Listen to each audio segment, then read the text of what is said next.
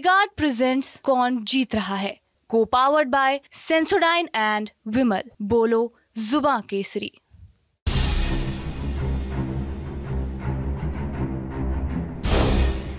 तो हम प्रयागराज में हैं और प्रयागराज में सुबह सुबह आ गए हैं मॉर्निंग वॉकर्स के बीच समझने की आखिर भाई चल क्या रहा है प्रयागराज में। 2 सीटें हैं लोकसभा के लिहाज से अगर बात करें, एक है इलाहाबाद सीट जो कि प्रयागराज का पूर्व नाम है और आज भी सबकी ज़ुबान पर चस्पा हो रखा है, और दूसरी सीट है फूलपुर। और कई बार हम लोग जाते हैं तो एक सीट ग्रामीण होती है शहर में, एक सीट होती है शहरी, मगर यहाँ गेस कर पाना बड़ा मुश्किल है कि कौन से शहरी है कौन से ग्रामीण है, क्योंकि बड़ा मिक्स मामला है। और इलाहाबाद शहर में, प्रयागराज शहर में जब आप घूम रहे हो तो ये भी तय कर पाना बड़ा मुश्किल है कि किस वक्त आप फूलपुर में हैं लोकसभा के लिहाज से और किस वक्त आप इलाहाबाद लोकसभा में हैं। तो यहाँ पर सभी दोनों लोकसभाओं के लोग हमारे साथ मौजूद हैं। अगर लोकसभा में प्रत्याशियों के लिहाज से देखें तो फिलहाल सांसद रीता बहुगुणा जोशी हैं इलाहाबाद से और फूलपुर से केसी देवी पटेल हैं। दोनों लोगों के टिकट कट गए हैं, नए प्रत्याशी सामने आए हैं। बीजेपी की तरफ से इलाहाबाद से नीरज त्रिपाठी हैं, वकील साहब हैं, हाईकोर्ट प्रैक्टिस करते हैं। कांग्रेस की तरफ से उज्जवल रमन सिंह हैं जो कि यहाँ पे एक पूर्व बड़े नेता हैं, रेवती रमन सिंह उनके बेटे हैं। बसपा से रमेश पटेल हैं। फूलपुर की बात करें तो वहाँ पे समाजवादी पार्टी की तरफ से अमरनाथ मौर्य हैं, बीजेपी की तरफ से प्रवीण पटेल हैं, विधायक हैं, उनके पिताजी भी विधायक रहे हैं, और बसपा की तरफ से जगन्नाथ पाल है। तो ये प्रत्याशियों का हाल हो गया। अब जानते हैं हाल प्रयागराज का कैसा काम हुआ, क्या मुद्दे हैं चुनाव में, ये समझने का प्रयास करेंगे और अंत में जानने का प्रयास करेंगे कि मूड क्या है, और मूड के हिसाब से आप तय करेंगे कि कौन जीत रहा है।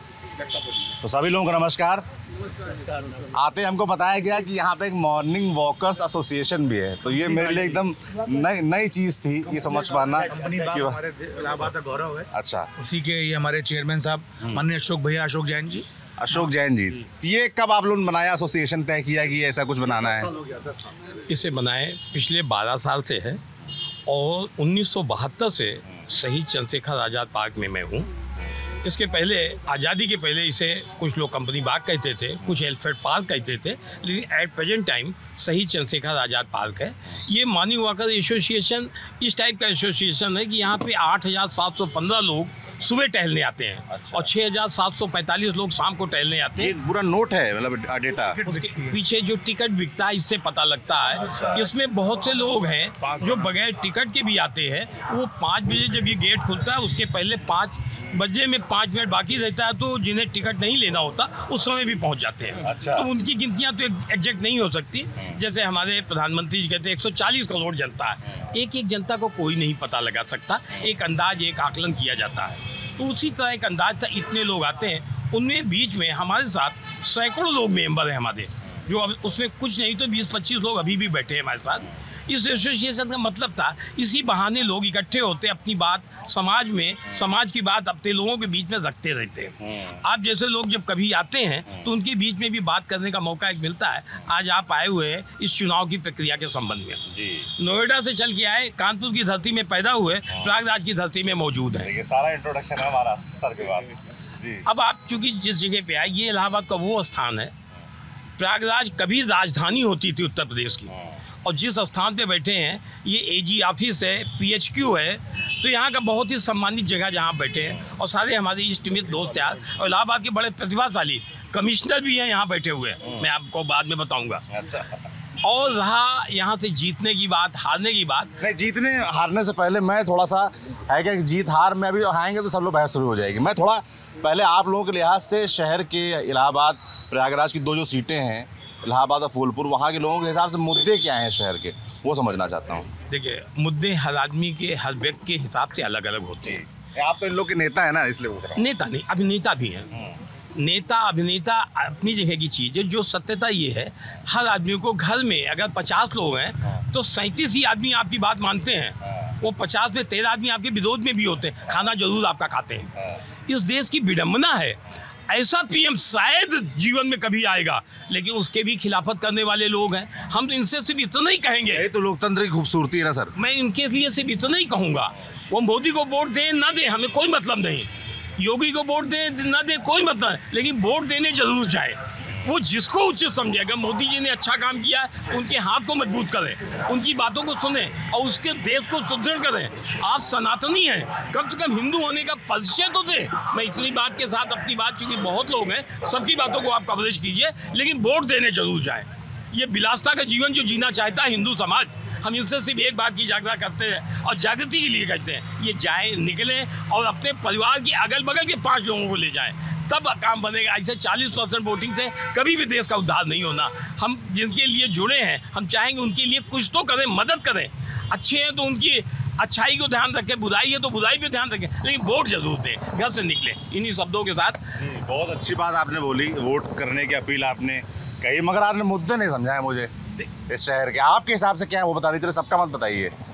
आपके हिसाब से क्या मुद्दे हैं? देखिए, हमारे से अगर बात करेंगे तो मैं 70 ईयर कंप्लीट कर सका, मुद्दा जीवन भर बना रहेगा। सारे मुद्दे निपट भी जाएंगे तो भी मुद्दा रहेगा। जाने क्यों लोग मेरे नाम से जल जाते हैं, जब भी आता है मेरा नाम तेरे नाम के साथ। मुद्दे बने रहेंगे, ध्यान रखिए। यही है प्रयागराज शहर की खूबसूरती। कई प्रधानमंत्री देने वाला ये शहर है, जवाहरलाल नेहरू से लेकर लाल बहादुर शास्त्री और उसके बाद वीपी सिंह तक। जी नहीं, मैं आपके पास आऊँगा, आप सबको इशारा कर रहे हैं तो आप ही के पास आ जाता हूँ, क्योंकि सबने देखिए आप शुरुआत में आपकी बड़ी तारीफ की। अच्छा, क्या नाम है सर आपका? मैं डॉक्टर डी तिवारी। अच्छा, क्या परिचय है आपका? मैं हिंदी का टीचर हूँ, प्रोफेसर रहा हूँ और अब इलाहाबाद में रह रहा हूँ। यूनिवर्सिटी में पढ़ाया आपने? नहीं, पूर्वांचल में रहा हूँ। पूर्वांचल में रहने वाले यहीं के हैं? यहीं के क्या, जौनपुर का हूँ, लेकिन अब यहाँ मकान बना तो यहाँ भी हूँ। अच्छा, वोटर कहाँ है? वोटर कहाँ के? वोटर में यहीं का हूँ। वोटर यहीं के, जैसे आप वोटर यहाँ के हैं, क्या मुद्दे हैं आपके हिसाब से? देखिए, हमें एक भाषा जानते हैं बस, एक बात, कि राजा कोई हो हमसे मतलब नहीं है। मतलब ये है कि एक ऐसा कानून सरकार को बनाना चाहिए कि विधायक और सांसद बनने के बाद जनता के बीच में जरूर पहुंचे। वो दिल्ली में न रहे, अय्याशी न करे, तो कम के दुख दर्द को दूर करें यार, इसलिए बनाए गए हम। मेरे दोस्त, एक विधायक कौन बनाया है या सांसद कौन बनाया है? जनता ने बनाया है। तुम जनता के बीच क्यों नहीं जाते भाई? उनके दुख दर्द को क्यों नहीं सुनते भाई? वो क्यों आत्महत्याएं कर रहे हैं यार? बार बार उनको परेशानी क्यों हो रही भाई? अगर कोई आपको बनाया है तो कम से कम आप इतनी कृपा कर दो कि आप जनता के बीच में जाओ, उनके दुख दर्द को सुनो, दूर करने का प्रयास भी करो यार। याद रखिए, कोई मुश्किल नहीं इंसान का फरिश्ता बनना, कोई मुश्किल नहीं इंसान का फरिश्ता बनना इंसान का इंसान बहुत मुश्किल है। आदमी हम बन जाए बस बहुत बड़ी बात है। क्या बात? आपको याद होगा डॉक्टर संपूर्णानंद ने बहुत पहले कहा था, झूठ बोलना पाप तो है, झूठ बोलना पाप तो है, लेकिन राजनीति क्षेत्र में जो सच पर बैठे रहना बहुत बड़ी मूर्खता है। ये हम जानते हैं, राजनीतिक की झूठ बोलते हैं, लेकिन फिर भी कुछ जनता के लिए तो हो, देश के लिए तो हो।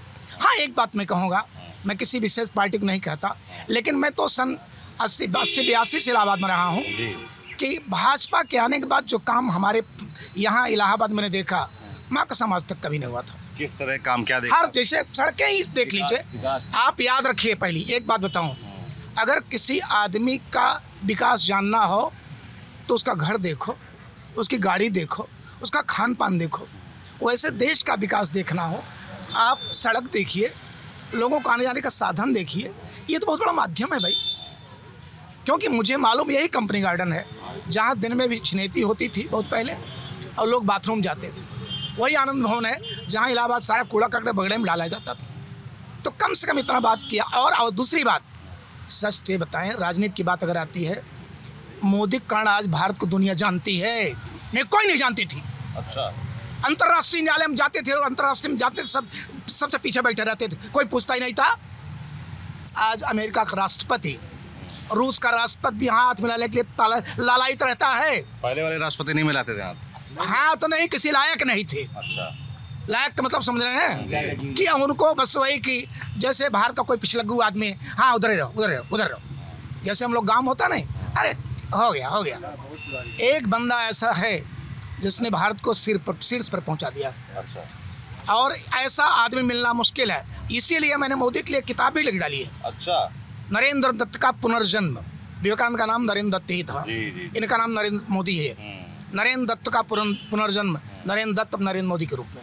अच्छा, इसने कम से कम भारतीय संस्कृति गरिमा विवेकानंद बता दिया आपने उनको। नहीं है, बनाना नहीं यार। मैं बताऊं आपको, अमेरिका से ही विवेकानंद शुरू किया था अपना खेल, हैंडकस से, शिकागो से भाषण दे करके, और इसके बाद इन्होंने भी अमेरिका से शुरू किया है। सारे खेल वही हैं। तो अगर देखा जाए उनकी बची हुई संस्कृति को जो हम लोग वो उठाए थे, उसे जगाने के लिए बंदा आगे बढ़ा है। वो भी अविवाहित थे, और ये जो है विवाहित होकर अविवाहित का रूप जीवन बिता रहे हैं। कुछ बात तो है मेरे दोस्त, अच्छाई, बड़ा बनना तो अच्छा है, लेकिन बड़प्पन और अच्छा होता है। बड़ा होना तो अच्छा है, बड़प्पन और अच्छा होता है।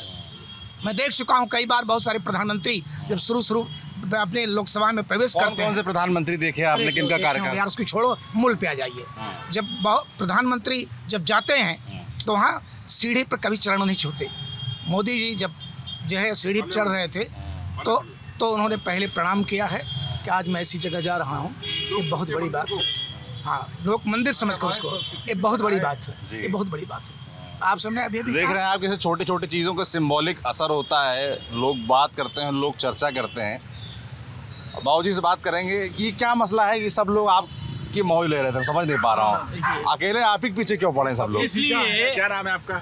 मेरा नाम है अशोक वर्धन और हमारी उम्र है 80 साल। 80 साल? 80 साल। मगर बहुत फिट हैं आप उस हिसाब से। और दूसरी बात है कि भारतीय वायुसेना से मैं ये निवृत्त, हाँ, रिटायर्ड है। अच्छा, वायुसेना सुन के हम लोग को लगता है कि सब लोग जहाज उड़ाते होंगे। क्या करते थे आप? ऐसी बात नहीं। रुक जाइए, अभी आता हूँ आपको। हाँ, ये उनके बोलने की बारी आए, फिर आप शुरू हो गए। जी बताइए। हाँ, तो भारतीय वायुसेना में देखिए, मैं तो 67 में ज्वाइन किया था। अच्छा। और 2001 में मैं रिटायर किया। इस दौरान मैं 71 वार जो है ना, ये आपका इंडो पाक वार था, उसमें मैं शामिल था। अच्छा। उसमें हलवारा में था, MiG-20 में काम करता था। उसके बाद मैं कारगिल युद्ध भी देखा। अच्छा। और आजकल तो लोग फौज में आते हैं, रिटायर हो जाते हैं, लेकिन पता ही था फौज क्या है। तो ये बहुत बड़ी बात है, ये सबसे बड़ी उपलब्धि है मेरे जीवन की। यहाँ तो मजाक करने वाले ऐसे लोग हैं कि मजाक उड़ाते हैं, लेकिन वो क्या जाने जिसने जीवन सब कुछ दे दिया है देश के लिए। तो हम तो मोदी जी के लिए यही कहेंगे, मोदी जी एक बार नहीं बार बार आए, और मोदी जी के लिए हमारे लिए बहुत श्रद्धा है, बहुत इज्जत है। जैसे आप क्या है कि एयरफोर्स वेटरन हैं आप, है ना, और जब आर्मी पर्सनल्स या डिफेंस बैकग्राउंड के लोगों से मिलते हैं तो एक सवाल मैं ज़रूर पूछता हूँ कि अग्निवीर योजना जो आई है, उसको लेकर हम कई जगह युवाओं के बीच नाराज़गी देखते हैं या विवाद उसको लेकर होता रहता है। कई लोग पॉजिटिव बात भी रखते हैं, क्योंकि आप रिटायर्ड आर्मी पर्सनल हैं, है ना, एयरफोर्स से रिटायर हुए हैं आप।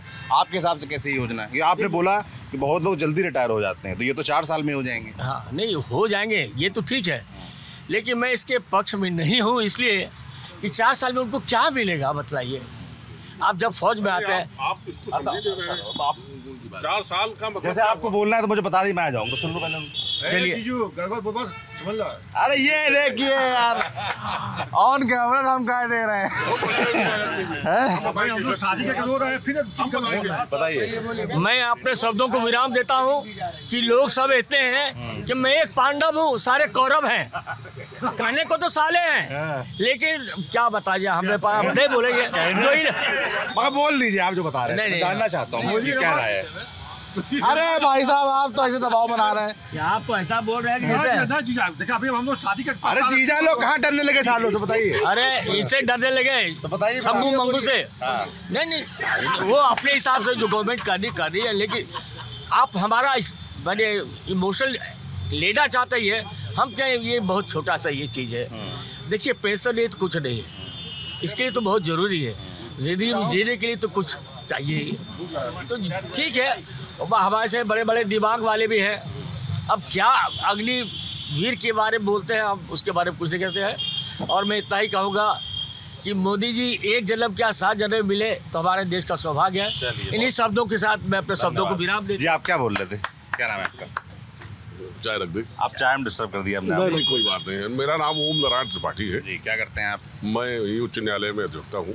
अच्छा, वकील साहब हैं, कल मैं मिला था वकील साहब लोगों से हाई कोर्ट के बाहर, उन्होंने अपने मुद्दे बताया। आपके क्या मुद्दे, मगर आप इस पर कुछ जवाब दे रहे थे अग्निवीर पे। अग्निवीर एक इतनी बढ़िया इस सरकार ने एक इतनी बढ़िया स्कीम युवाओं के लिए बनाई है, इसलिए इसको अग्निवीर को लोग सही तरीके से बता नहीं पा रहे हैं। अग्निवीर को इस तरह से कह रहे हैं वो नौकरी नहीं है।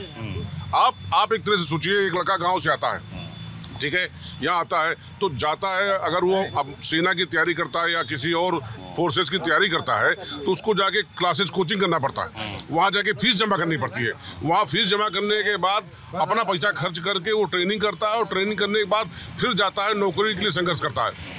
ये नौकरी नहीं है, ये एक तरह से आप जैसे इजराइल है, वहाँ हर नागरिकों को ये माना जाता है कि साहब ये फौज के सेना की ट्रेनिंग लेगा, हर ईच एंड एवरी नागरिक। यहाँ ऐसा तो नहीं है ना, इजराइल मॉडल तो नहीं है। मैं बता रहा हूँ आपको, थोड़ा मुझे समझ तो दीजिए, सुनिए तो।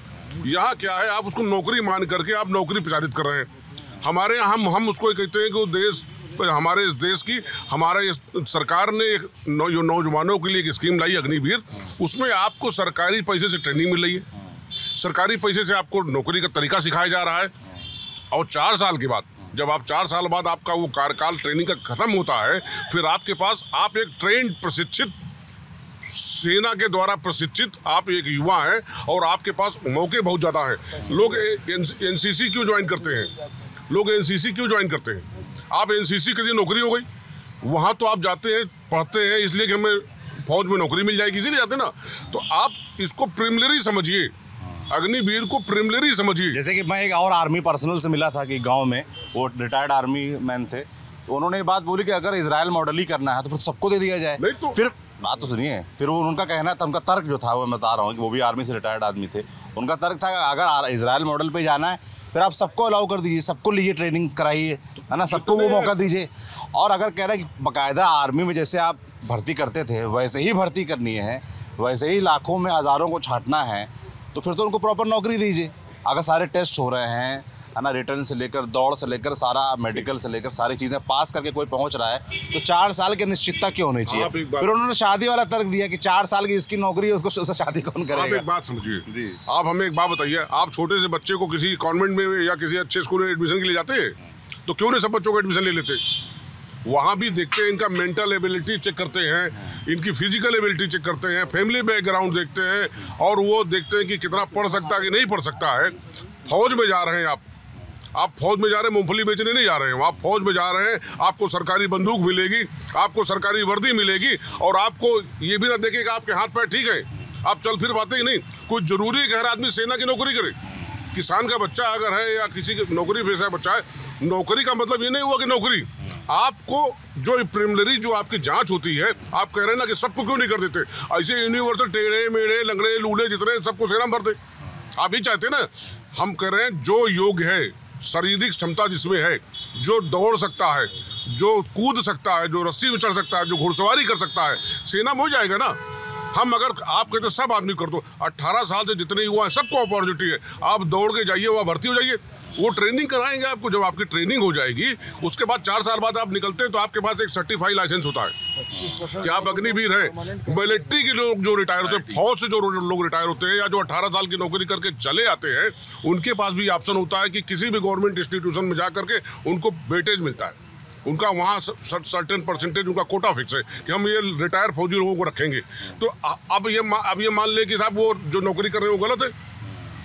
अग्निवीर एक ऐसी स्कीम है, आप ऐसे मत लीजिए वो आप उसको नौकरी मन मानिए, वो स्टाइपेंड है, और 4 साल आपको सरकार अपने पैसे से, इन देश के पैसे से आपको पढ़ा लिखा के तैयार। थोड़ा वापस से इलाहाबाद प्रयागराज की तरफ लौटते हैं, लोकल मुद्दों की तरफ लौटते हैं, है ना। मैं यहाँ के मुद्दे कौन समझाएगा, बताएगा मुझे, आप ही बताएंगे जी।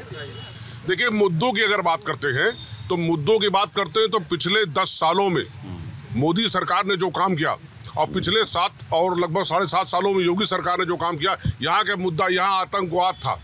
आतंकवाद था, आतंकवाद ऐसा आतंकवाद की कह दिया जाता था कि गुरु कल घर छोड़ चले जाना, ये अब हम रहेंगे। जिस इलाके में खड़े हुए हैं, ये एक बहुत बड़ी पार्लियामेंट यहाँ चलती थी जिसका नाम था लगड़ी पार्लियामेंट।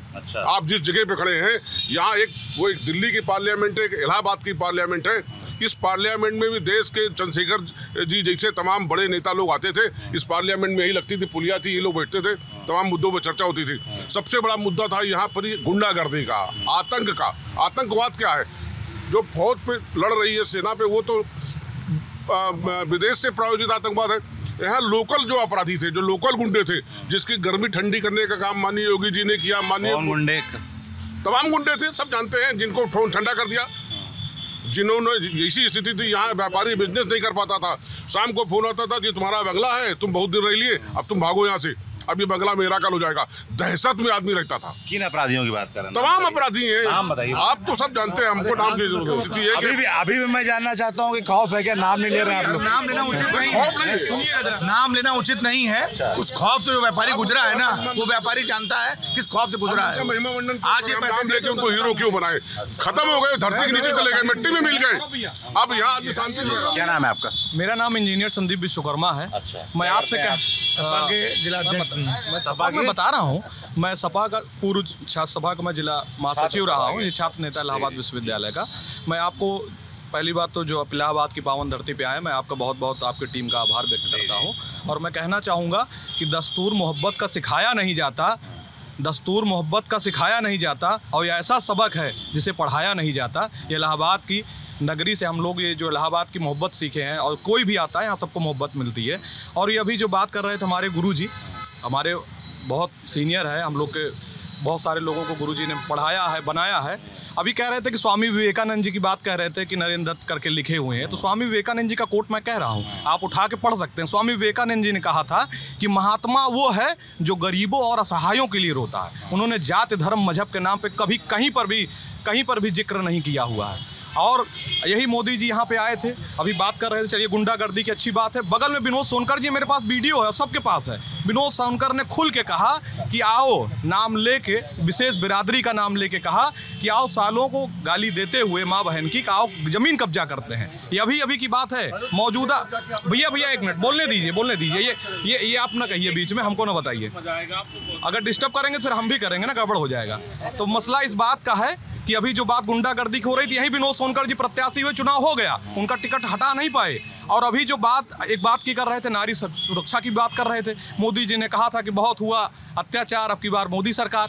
प्रज्वल रवन्ना का 2600 सेक्स वीडियो जारी हुआ, मैंने नहीं किया था, वो देश छोड़कर भाग गया, उसके लिए मोदी जी ने कहा था कि आपका दिया हुआ वोट हमको मजबूत करेगा। क्यों आप ऐसा काम कर उसको देश से भगाने का काम किए? आज यहाँ रोजगार की बात करनी चाहिए। इस संगम नगरी पे गंगा माँ की कसम खा के मोदी जी ने कहा था कि अब की बार मेरी सरकार बनाइए, यही संगम पर कह के गए कि 2 करोड़ नौकरी हर साल देने काम, मैंने नहीं कहा था, ये काम मोदी जी ने कहा था। काला धन की बात कहे थे। और मैं कहना चाहूँगा कि जो राम को ला सकते हैं, पहली बात सतयुग में राम थे, त्रेता युग में राम थे, द्वापर युग में राम थे। राम को किसी की हैसियत नहीं है इस धरती, इस पृथ्वी पर, पूरे ब्रह्मांड में कि कोई राम को ला सके। आप राम को मंदिर के नाम पर आए, चलिए ठीक है, लेकिन फिर आपका काला धन क्यों नहीं ला रहे हैं? जो राम को ला सकते हैं, काला धन भी ला सकते हैं, रोजगार भी ला सकते हैं। गुंडागर्दी की बात हुई तो ADR की रिपोर्ट है, मेरी रिपोर्ट नहीं है, मेरी रिपोर्ट। जैसे भैया लोग बोल रहे हैं कि पहले गुंडागर्दी थी, अब नहीं है। मैं वही गुंडागर्दी तो बात कर रहा हूँ। विनोद सोनकर के यहाँ सांसद के प्रत्याशी जो अभी चुनाव हो गया, खुलेआम कहे कि आओ जमीन कब्जा करते हैं। और सुनिए, जो बात इसकी हो रही थी, बरेली जेल से ट्रांसफर करा के, जिसकी बात कर रहे थे, बरेली जेल से ट्रांसफर करा के इन लोगों को ले।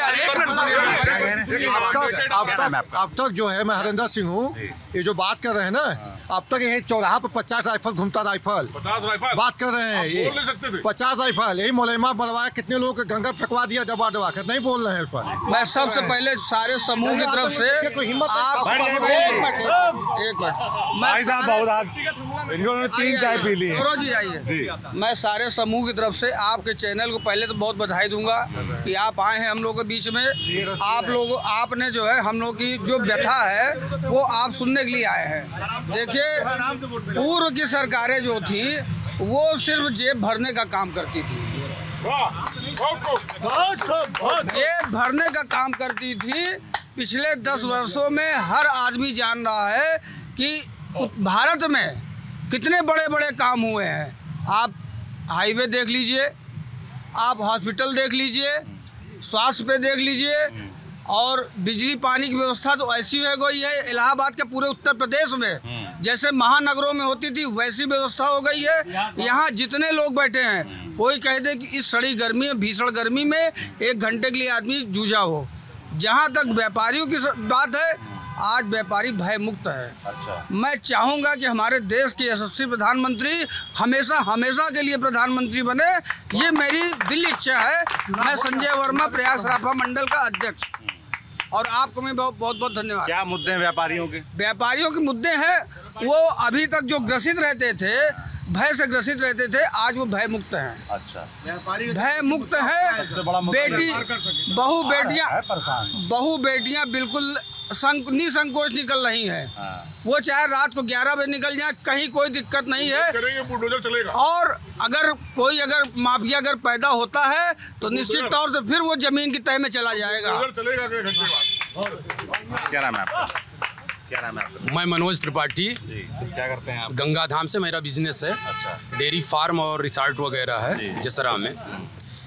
ये तो आज की रात तुझे आखिरी खत और लिख दूं, आज की रात तुझे आखिरी खत और लिख दूं, कौन जाने ये दीप सुबह तक जले न जले, बम बारूद की इनायत में मेरे हमदम, ऐसी रंगीन हवा फिर कभी चले न चले। साथियों, ये तो कहने की बात है कि कुछ रोज की हवा है, जो राजनीति पे चल रही परिचर्चा, कुछ रोज की हवा है, कुछ रोज जल रही है, ये आग फूस की कुछ देर जल रही है। ये सब ठंडे पड़ जाएंगे। जो काम मोदी ने करके दिखाया है वो किसी के बस की नहीं है। जिस समय पाकिस्तान से अभिनंदन को उठा करके लाया गया है, आज तक का रिकॉर्ड है। कोई ये बता दे, जितने भी बुद्धिजीवी हों, ऐसा कोई केस आया आज तक? अच्छा, ये बताइए, इंडो पाक का जो वार हुआ था, जो पाकिस्तान की बात कर रहे हैं, इनसे पूछिए, जो पाकिस्तान के चक्कर में पड़े हैं कि जब वार हुआ तो 1971 में पाकिस्तान के 2 टुकड़े करने का काम कौन किया? पूछिए, बताएं जरा। जो कह रहे हैं कि आज तक कोई किया नहीं। ये तो कहने की बात है, ये कहने की बात है कि हुआ था कि नहीं हुआ था? पहले सुनिए मेरी बात, आइए कि अतिशय रगड़ करई जब कोई, अनल प्रगट चंदन ते होई। करके दिखाइए। मुंह से कहने से कुछ नहीं होता, मुंह से आप बकवास करते रहिए, वो करके दिखाइए तब सामने आता। जब से चला था मैं मंजिल पे मेरी नजर थी, जब से चला था मैं मंजिल पे मेरी नजर थी, मैंने तो कभी मील का पत्थर नहीं देखा, मैंने तो कभी मील का पत्थर नहीं देखा। जो उन्होंने करके दिखा दिया ना, वो किसी के जैसे वो भैया बोल रहे हैं कि 71 का जब युद्ध हुआ तो पाकिस्तान को 2 टुकड़ों में बांट दिया 71 युद्ध के बाद। किसने बांटा? किसने, आप बताइए। किसने बांटा भैया? आप बताइए। कांग्रेस ने बांटा। कांग्रेस के साथ है ये। पूरी बर्बादी तो कांग्रेस ने किया, जो बचा था सब। अरे पाकिस्तान को 2 टुकड़ों की बांटने की बात कर भारत की भैया। लाहौर तक कब्जा करने के बाद उनको वापस दे दिए। वापस दे दिया। लाहौर तक कब्जा करने के बाद उनको वापस दे दिए। अब क्या चाहिए? इस बार अगर कब्जा हुआ तो वापस नहीं होगा, वापस नहीं होगा। 370 पे मैं बता दूं क्या हुआ। 370 पे ये जो टीडीपी पीडीपी ये सब मोदी जी के शतरंज के जाल में फंस गए। और मेरा ये मानना है कि अगर पीडीपी से भाजपा ने तत्कालिक साठ गांठ करके सरकार ना बनाई होती, सामंजस्य न बना होता, तो 370 हम ना हटा पाते। और उस समय ये टीडीपी और पीडीपी मिल जाते तो 5 साल सरकार चलाते। जो 370 का मसला था रह जाता, क्योंकि भाजपा के घोषणा पत्र में लिखा हुआ 370 हम हटाएंगे, तो थोड़ा सा चीनी खिला दिया। जब चीनी खाने लगे तो जहर मिला दिया उसमें, जाओ बेटा शांत बैठ जाओ। अगर उस समय भाजपा पीडीपी के साथ गठबंधन ना करती तो मेरा अपना ये मानना है कि तो फिर सरकार उनकी होती, बिना स्थानीय सरकार के प्रायोजित किए हुए। अब 370 हटा सकते। क्या हुआ? पीडीपी उसको मिला लिया। बड़े उद्देश्य को पाने के लिए छोटे छोटे दुश्मनों को, विरोधियों को मसाला पड़ता है। एक नौजवान साथी, उनसे बात कर लेता हूँ। क्या नाम है आपका? जी, मेरा नाम रामनारायण त्रिपाठी है। बहुत व्याकुल हैं आप। नहीं, शुरू से ही इशारा कर रहे हैं हमारे पास ही। आप बताओ क्या मुद्दा है? मुद्दा देखिए ये है कि सबसे पहले तो करोड़ों लाखों, ये जो प्रयागराज की संगम नगरी है, करोड़ों लाखों प्रतियोगी छात्रों की नगरी है, उसकी तरफ से आपको बहुत विशेष आभार कि आपने मंच दिया। और दूसरी बात, राजनीतिक चर्चाएं परिचर्चाएं चलती रहेंगी। गर्मी का मौसम है और इसमें एक हमारा पहल है, प्रतीकात्मक तौर पर ये आपको उपहार स्वरूप है। आप प्रयागराज में आए हैं, ये हमारा एक पहल दाना पानी। अच्छा। परई है, इसमें आप कहीं भी सार्वजनिक स्थानों पर, चाहे अपने घरों पर, अपने छतों की बालकनियों पर पक्षियों के लिए पानी की व्यवस्था हम जरूर रखें। मानवता का कार्य चलता रहना चाहिए और राजनीतिक चर्चाएं पक्ष विपक्ष होती रहेंगी। देखिए मुद्दे क्या है छात्रों के? छात्रों के मुद्दे ये हैं कि जो नॉन गवर्नमेंट जैसे रोजगार है, जो सरकारी रोजगार नहीं है, जैसे सरकारी नौकरियों के अलावा, उसमें मोदी सरकार बहुत अच्छी है। चाहे वो प्रधानमंत्री मुद्रा योजना के तहत हो, कई सारे कारोबारी जो छोटे छोटे कारोबारी अपना कारोबार करना चाह रहे हैं, उद्यम करना चाह रहे हैं, उनको किशोर के रूप में, वयस्क के रूप में लोन बांटे जा रहे हैं, वो अच्छा है। या फिर प्रधानमंत्री स्वनिधि योजना के तहत ये जो रेहड़ी पटरी वालों को 10-10, 20-20 हज़ार हम लोग चाट खाने निकलते हैं, तो उनसे जब चर्चा करते हैं तो वो बताते हैं कि भैया 10-5 हज़ार अपने लग से जुड़ा किए थे, अपनी तरफ से व्यवस्था किए थे, 10-20 हज़ार लोन मिल गया सरकार की तरफ से, 20 हज़ार रुपये से हमने ठेला शुरू कर दिया, डेली का 2-4-500 प्रॉफिट हो रहा है, 1-1 हज़ार मंथली ब्याज करके साल भर में निपटा देंगे। तो ये एक बहुत अच्छी योजना है। परंतु जैसे कि जो सरकारी नौकरियां हैं उसमें थोड़ी सी, मात्र यही एक स्टेप है जिसमें थोड़ा सा बीजेपी सरकार, नरेंद्र मोदी सरकार हल्का सा बैकफुट पे नजर आती है, नहीं तो अन्य कई सारे मुद्दों पर बहुत अच्छी है। जैसे कि स्टेट में जो उत्तर प्रदेश की योगी सरकार जी है, इसमें ये जो UPSSC है, Uttar Pradesh subordinate service selection commission अधीनस्थ सेवा चयन आयोग, ये इनके आने के बाद कहीं ना कहीं डाउन हुआ है, स्लो हुआ है। कहने का मतलब साल 2 साल 3 साल तक भर्तियां क्लियर नहीं होती हैं। या फिर जैसे देखिए पुलिस की भर्ती आई 4 साल बाद आई, अब वो 4 साल पे 50 हज़ार आई, वही 20 हज़ार आए, हर साल आ जाए, ठीक है। फिर जैसे सेंट्रल में SSC है, staff selection commission, staff selection commission 2017 के बाद से इतना अच्छा काम कर रहा है, हर साल बाकायदे कैलेंडर, बाकायदे पोस्ट, देश के आज तक के इतिहास में 36 हज़ार वैकेंसी CGL में 2022 वाले में पहली बार आई है, इतनी बड़ी भर्ती। तो जैसे SSC है, स्टाफ सिलेक्शन कमीशन है, उसी का नकल करते हुए अगर RRB रेलवे रिक्रूटमेंट बोर्ड भी हो जाए, जैसा कि अश्विनी वैष्णव जी ने इस बार कहा भी है, आश्वासन दिया है और इस बार कैलेंडर आने लगे हैं, अगर यही नियमितता चलने लगे तो हम छात्रों का भी दुख दर्द दूर हो जाए। क्योंकि जब हर साल वैकेंसी आएंगी तो हमको फॉर्म परीक्षा देने को मिलेगा, तो ये स्पष्ट होगा कि हम कहाँ तक पहुँच रहे हैं, हमारा आकलन कहाँ है। तो ये एक मुद्दा है जिस पे जरूरी है। और दूसरी बात, जैसे कि भाई साहब ने कहा, समाजवादी भाई साहब ने, ये समाजवादी पार्टी के समर्थक हैं, हम देखिए युवा हैं, हमारा कोई ऐसा नहीं कि किसी एक भाजपा में भी खराबी, कांग्रेस में भी खराबी, राजनीतिक पार्टियों में 100% खरा सोना कोई नहीं है। परंतु आज के मौजूदा दौर में जितनी भी पार्टियां हैं, उन पार्टियों में भारतीय जनता पार्टी बेहतर है। क्यों बेहतर है? जैसे इन्होंने कहा कि विनोद सोनकर जी ज़मीन कब्जा करने की बात आ रही है, सही कह रहे हैं, परंतु किसी का भैंस मरा और किसी का खपरी फुटल, जैसे हम लोगों के अवधि में बोला जाता है, केहू भैंस मरल और केहू खपरी फुटल। अरे एक और अतीक का आतंक है कि जिस और करोड़ों लाखों लोगों की ऐसे करोड़ों की जमीनें कब्जा हो रही हैं, ठीक है ना। उतने नहीं, ऐसे चुनाव के समय में गुलाब पर्ची और हरी पर्ची बांट दी जाती थी व्यापारियों को कि ये पर्ची है 50 हज़ार वाला, ये पर्ची है 1 लाख वाला, दीजिए तो ठीक है, नहीं दीजिए तो किसी दिन उनके बेटे उठ जाएंगे, किसी दिन उनके बाप उठ जाएंगे, किसी दिन उनके भाई भी उठ जाएंगे। बिजनेस तो गया तेल लेने, पहले वो अपने बेटे को बचाएं, बाप को बचाएं, जितने साल 2 साल में कमाई किए हुए हैं वो पहले चले उनके चुनाव में चंदा दें। तो उस अतीक के आतंक का अगर खात्मा हुआ है, लॉ एंड ऑर्डर तरीका अनुचित हो सकता है, इस पर आप क्वेश्चन उठा सकते हैं, लेकिन जब एक और अतीक का आतंक से पूरा प्रदेश दहल रहा हो तो वहाँ तरीके की बात नहीं है, जनता खुश होती है कि इस तरीके के माफियाओं का आतंक नष्ट होना चाहिए। मुख्तार का आतंक हुआ, मऊ के दंगे में आपको याद होगा, मऊ के दंगे में ऐसे एक ही राइफल ऐसे जीप पे चढ़ के और उसके बाद पूरा शहर घूमे थे, वो किस प्रकार का आतंक था। इसी अतीक के भाई जो साथ में मरे हैं, अशरफ, ऐसे रोड पे जा रहे थे और कार ओवरटेक हो गई, उस कार के ओवरटेक वाले को गन मार दिए, हत्या कर दिए। आप बताइए राजू पाल का हत्या किस लिए किए? उनकी विधायकी में हरा दिए। अरे भाई, आप लोकतंत्र में हैं, आपके पास रुपया है, आपके पास बाहुबल है, आपके पास धन बल है, सपा जैसी पार्टियों का आपके पास समर्थन है, आप चुनाव जीतिए ना। मैं कह रहा हूँ एक बार राजू पाल ने विधायकी में हरा दिया, अगली बार जीतिए, अगली बार आप 5 साल जाइए, क्षेत्र में जाइए, मेहनत कीजिए, लेकिन नहीं, उसने विधायकी हरा दिया, उसको मार दिए। तो ये जो इस तरीके की लॉ एंड ऑर्डर है, इससे योगी सरकार की जो मतलब प्रतिभा है, जो छवि है, वो बनी है और इससे जनता भी खुश है, हम युवा भी खुश हैं। हाँ, बशर्ते वही सरकारी नौकरियों वाला मामला, सरकारी नौकरियों पे ध्यान। हाँ, जैसे बड़े आरोप लग रहे हैं आपके ऊपर, खास तौर पे लॉ एंड ऑर्डर वाले मसले। लॉ एंड ऑर्डर पे लगेगा क्योंकि विनोद सोनकर जो है वो दूध के धुले हैं। इधर धनंजय सिंह, सुनिए मेरी बात सुनिए, धनंजय सिंह से गुफ्तगू करके उनको बाहर छोड़ दिया गया। और अभी जो बात चल रही है यहाँ पे ब्रिजेश सिंह का, वो भी क्या नाम है, संत है, बाकी सब संत हैं। तो एक बीच में अगर बोलेंगे तो मुझे भी बोलना था, गलत बात नहीं बोलेंगे आप। यही तरीका अभी आपने सुना होगा महोदय, किस तरीके से अपमानजनक शब्दों का इस्तेमाल करते हैं। नहीं, मैं बोलूंगा, ये मैं बोलूंगा। 100 FIR ADR की रिपोर्ट है, नहीं ADR, सुनिए पूरी बात सुनिए। रही बात ये मैं नहीं कह रहा हूँ, सुनिए भैया, बात इस चीज की है, मैं भी अधिवक्ता समाज से जुड़ा हूँ, सुनिएगा है भैया, अधिवक्ता समाज से मैं भी जुड़ा हूँ। यही अभी जब जैसे जिस तरीके की बात हो रही है, यही पत्थर गिर जा घर पे डिबेट हो रहा था। भाजपा के लोगों ने 2 अधिवक्ता को जो ड्रेस में थे पटक के मारा है, अभी तक उनका FIR दर्ज नहीं हुआ। अगर वो चीज जो माफिया गुंडों की बात हो रही है वो सही है, तो क्या ये सही नहीं होना चाहिए?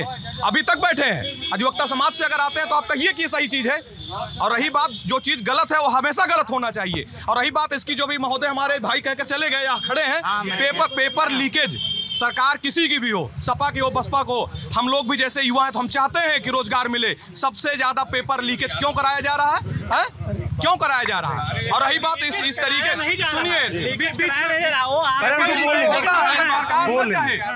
सुनिए, जो कोरोना के नाम पे वैक्सीन लगाई गई थी, अगर मोदी जी इतना अच्छे थे 2022 में उन्होंने फोटो नहीं हटाई, आज उन्होंने फोटो हटा लिया। मैंने तो नहीं कहा ना, कोविशील्ड में इलेक्टोरल बॉन्ड, जिस गाय के नाम पे इन्होंने सरकार बनाई, गाय के नाम पे 250 करोड़ का चंदा बीफ कंपनियों से क्यों लिया गया, ये आप जानते हैं क्यों लिया जाता है? अगर बात इस चीज की है, प्रेम से भगवान प्रसन्न होते हैं, प्रेम से भगवान प्रसन्न होते हैं, अपराधी नहीं। अपराधी को ठीक करने के लिए विपक्ष का सब खराब हो गया। एक मिनट भाई साहब, बोलो यार एक तो जी, हम यही कहना चाहेंगे, प्रेम से भगवान प्रसन्न होते हैं, अपराधी नहीं। अपराधियों को ठीक करने के लिए जो योगी जी और मोदी जी कर रहे हैं वही होना चाहिए। अब बिना ठीक किए हुए, बिना सुधारे, अपने से कोई नहीं सुधरता है अपना। हाँ, और यहाँ तो एक जाति वर्ग के लिए सीधे सिलेक्शन हो गया, यहाँ एक जाति वर्ग के लिए सीधे सिलेक्शन कर दिया गया। बाकी उस समय था तो नाम पढ़ने में आता था कि पढ़ लीजिए उसका नाम। अरे भाई साहब, एक तरफ से जब रिजल्ट आते थे तो एक तरफ से एक लाइन से आ जाता था, ये कुमार, उसके आगे डैश, ओके सिवा किसी का नाम ही नहीं आता था। अनिल यादव का प्रकरण मालूम है? बस हो गया। एक लाइन। अब भैया ने एक बात करी, विनोद सोनकर की उन्होंने बात करी। अगर विनोद सोनकर ये बात कही है, उसका जवाब जनता उनको 4 तारीख को देगी, बिल्कुल होगी, कार्रवाई होगी उसके खिलाफ। अगर गलत उन्होंने किया है, मुजरा कार्रवाई अपने आप करेगी। विनोद सोनकर के खिलाफ जनता खुद कार्रवाई करेगी। 4 जून को उसका जवाब उनको मिल जाएगा, उनको मिल जाएगा। गुंडाई नहीं चलेगी, चाहे वो विनोद सोनकर हो। बोलिए बाबू जी, ऐसा है, रमाशंकर केसरवानी, इनका सुनिए आराम। ये कहते हैं विनोद सोनकर जैसा धर्मार्थ नहीं है। इंद्रजीत सरोज ने सैकड़ों यादवों के खिलाफ FIR कराया है। आवाजबाजी लगा ले, इनके अंदर हिम्मत है तो वो जीत के आएगा 4 तारीख को। हिम्मत की बात कर रहे हैं, मैं कह रहा हूँ खुलेआम डंके की चोट पे जितने की क्षमता हो लगा ले। अगर ये हिम्मत की ना देखिए, हिम्मत की बात ही ना करिए। और दूसरी चीज सुनिए, जो आप सुनिए, यहाँ पे साइलेंट, तो फिर ये वायलेंट अभी आपको कैमरे के अंदर दिखा है, मैं नहीं कहना चाहूंगा। दूसरी चीज आपसे मैं एक लास्ट में एक ही बात कहूंगा कि कौन शपथ लेगा कौन नहीं। अगर मोदी जी ने 10 साल इतना बेहतर काम किया था मोदी जी ने, तो उनको जरूरत नहीं थी इस तरीके से प्रज्वल रवन्ना जैसे बलात्कारियों के लिए खड़े आम वोट मांगे थे, और अभी तक माफी नहीं मांगे कि ऐसे लोगों के लिए हमने वोट मांगा था, वो देश छोड़ के भाग गया। अब जितना इनसे रही बात इस चीज को, जितना भी झूठ बोलना है, मैं 2 शब्दों में एक गीत के माध्यम से मैं सारी चीज बता दे रहा हूँ। आइए गौर से सुनिएगा कि हमेशा रहे ना जमाना किसी का, नहीं चाहिए दिल दुखाना किसी का, मिलेगा वही जो मुकद्दर में लिखा, नहीं मिल सकेगा खजाना किसी का। हकीकत क्या है, लड़िए नहीं तो बुलाएगा मौला तो जाना पड़ेगा, नहीं तब किसी का बहाना चलेगा। जहाँ विधि राखे राम वहीं विधि रहिए, परेशान मत हो। धन्यवाद। ये अंकल आप लोकल बात की नहीं, सब इंटरनेशनल कर दिया कि लोगों को अपनी बात करने का मौका ही नहीं दिया। MLA का शुद्ध उच्चारण है MLA, और सांसद का तात्पर्य जो सांसद पे रखा है। होता क्या है, जो मुद्दे होते भटक गए, जाने क्यों लोग मेरे नाम से जाए। कुछ भी बोलने का मकसद होता है, इतने लोगों के बीच में सबकी अपनी चर्चा है और सबको सुनने का मौका है, लेकिन उत्तेजित होकर कोई बात करने का तात्पर्य नहीं है। मौका देना चाहिए, सब अपनी बात करें। आप तो आए इसीलिए हैं। यहाँ पे जो होने वाला था, मारपीट अब होने वाली थी, इसके बाद यही इसका निष्कर्ष निकलने वाला। यहाँ के बारे में बताइए, इलाहाबाद और फूलपुर के बारे में। तुम बाहर गए हो, आप एक मुद्दा है। इलाहाबाद में 5 पूर्व प्रधानमंत्री दिए थे और इलाहाबाद की स्थिति सबसे खराब थी। ये दुर्भाग्य था हमारे यहाँ कि हमने 5 प्रधानमंत्री देने के बाद वो यातनाएं झेली है इलाहाबाद में, जो शायद मुद्दे विहीन अब हुए हैं। पहले मुद्दा बहुत था। यहाँ पे बाबुओं का शहर रहा है, हमेशा खुशहाल जिंदगी रही है, संगम की नगरी रही है। शांत और मुकाबला चल रहा है उज्जवल रमन सिंह और नीरज त्रिपाठी के बीच। बताइए। देखिए, ये तो हार जीत का है, मोदी जी की लड़ाई है देश से। नीरज और इसमें प्रवीण पटेल जी का कोई रोल नहीं है, क्योंकि मोदी जी इस समय हमारे यहाँ जो उन्होंने किया है। नाम मोदी जी के वोट पड़ना है कि लोकल प्रत्याशी? सिर्फ मोदी जी के नाम पे ये जो वोट पड़ेंगे इस बार, ये मोदी जी के नाम पे वोट पड़ेंगे। पिछली 2 बार से पड़ रहा है, इस बार कौन नई चीज पड़ेंगे। लोकल प्रत्याशी मैटर नहीं करता। नहीं, लोकल प्रत्याशी भी है, ऐसा नहीं है, लेकिन विशेष रूप से मोदी जी के नाम पे ही वोट पड़ेगा। इलाहाबाद का मुख्य मुद्दा है जो नैनीम इंडस्ट्रियल एरिया था, जो पूरी तहस नहस हो चुका है। मैं ये चाहूँगा कि इस बार प्रत्याशी जो हमारे जीत के आते हैं वो इंडस्ट्रियल एरिया में कुछ करें, ताकि यहाँ के लोकल युवाओं को उसमें काम मिल सके। सारी फैक्ट्रियाँ बंद हो चुकी हैं, यहाँ के लोकल लोग बेरोजगार हो गए। बाबुओं का शहर था, लोग आराम से जीते थे, धीरे चलते थे, आराम से खाए पिए सो गए। वहाँ कुछ अगर इंडस्ट्री दोबारा लगेगी तो यहाँ के व्यापारियों को काम और मिलेगा, जो कि यहाँ बहुत ज़रूरी है। एक भी इंडस्ट्री बची नहीं है। उस इंडस्ट्रियल एरिया का प्रादुर्भाव, दोबारा उद्भाव होना बहुत ज़रूरी है। नीरज त्रिपाठी से यही कहना चाहूँगा। मैं भी एक व्यापारी हूँ, छोटा ही हूँ लेकिन व्यापारी हूँ मैं भी, और मैं चाहता हूँ अगर वो इंडस्ट्री बढ़ेगा तो बड़े व्यापार, बड़े छोटे व्यापार अपने आप साथ बढ़ जाते हैं उससे। तो ये थे प्रयागराज के लोग, उन्होंने अपने मुद्दे रखे, अपनी बात रखी। जो भी आप कोई बातचीत सुनी आपने, जैसी भी लगी, हमें कमेंट बॉक्स में लिखकर जरूर बताएं। देखते रहिए हमारी यात्रा कौन जीत रहा। शुक्रिया। वी-गार्ड प्रेजेंट्स कौन जीत रहा है, को-पावर्ड बाय सेंसोडाइन एंड विमल। बोलो जुबां केसरी।